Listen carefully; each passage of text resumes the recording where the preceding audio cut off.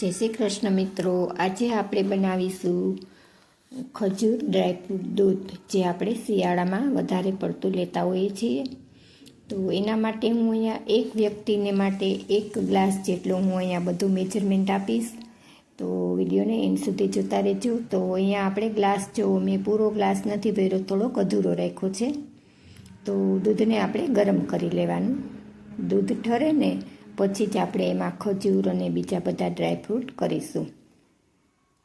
તો આપણે આંગળી ડૂબે ને એટલું સહેતું હોય ને પછી જ આપણે જો આ 3 પીસી ખજૂર લીધો છે, 2 છે અંજીર, 4 બદામ છે અને 4 કાજુ અને 1 એલચી દાણો. અહીંયા તમારી પાસે પિસ્તા હોય ને તો પિસ્તાના પણ 4-5 ટૂંક લેવાના. તો બદામને આપણે એમનેમ નથી પલાળવાની, એના આપણે ઉપરની જે છાલ છે ને એ ઉખેડવાની. તો મેં થોડું પાણી ગરમ કરી અને એમાં પલાળવા માટે મૂકી. 2 જ મિનિટમાં આસાનીથી છાલ છે ને એ નીકળી જશે. તો હવે આપણે ખજૂરના પણ ઠળિયા કાઢી અને નાના નાના ટૂંક કરી અને દૂધમાં કરી દઈશું. તો જો આ રીતે દૂધ તમે બનાવીને રોજે લેતા હશો ને, તો જે લોકોને લોહીની ઉણપ હોય કે શરીરમાં નબળાઈ હોય કે કેલ્શિયમની કમી હોય, એમના માટે આ દૂધ બેસ્ટ છે. અને જો આટલું જ મેજરમેન્ટ લેશો ને તો તમને ક્યારેય આ દૂધ આડઅસર નહીં કરે.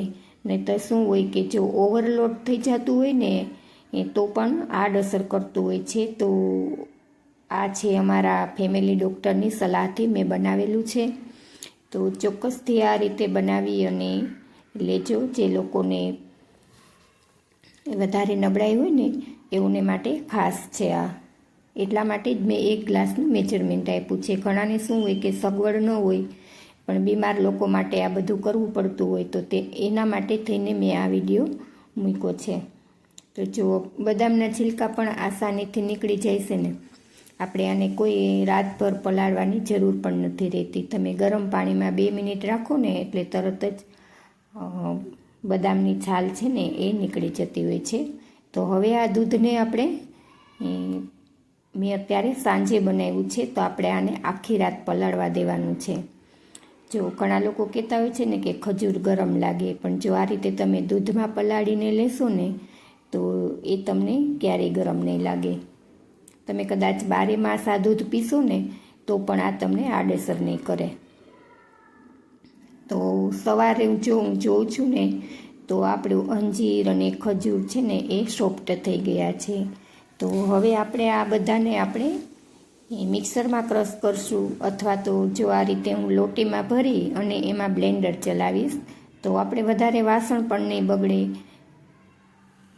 તો આ રીતે આપણે કરીશું. તો હવે એને વધારે સ્વીટ બનાવવા માટે મેં અહીં 1 ચમચી જેટલો સાકરનો પાવડર કર્યો છે. જો સાકર પાવડર કરવાનો, ખાંડ નહીં વાપરવાની. ખાંડ છે ને એ આપણા હેલ્થ માટે નુકસાનકારક છે.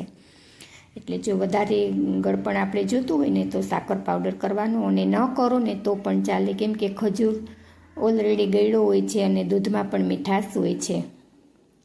અને જો અત્યારે શિયાળો છે ને તો અહીંયા તમે 2 તાતણા કેસરના પણ કરી શકો છો. એ પણ હેલ્થ માટે બહુ સારા છે. તો તૈયાર થઈ ગયું છે આપણું ખજૂર ડ્રાયફ્રૂટ દૂધ. તો જો રેસીપી ગમતી હોય ને તો પ્લીઝ વિડીયોને લાઇક આપી વધારેમાં વધારે ગ્રુપમાં શેર કરજો. અને જો ચેનલ પર નવા છો તો ચેનલને સબસ્ક્રાઈબ કરી સપોર્ટ આપવા વિનંતી. ફરી મળીશું એક આવી જ નવી રેસીપીમાં. Thanks for watching my video.